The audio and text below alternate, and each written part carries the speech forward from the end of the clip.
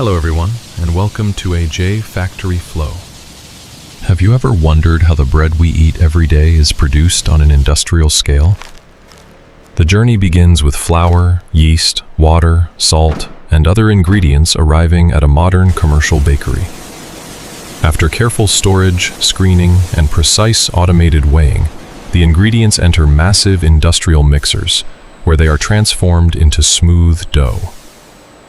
The dough is then kneaded, divided into uniform portions, and shaped automatically before entering controlled proofing chambers. Next, the prepared dough travels through large industrial tunnel ovens, where heat transforms it into golden brown bread. After cooling, every loaf passes through quality inspection before being sliced and automatically wrapped. The finished packages are labeled, packed into cartons, stacked on pallets, and moved into the warehouse. Finally, the bread is loaded onto distribution trucks and begins its journey toward consumers.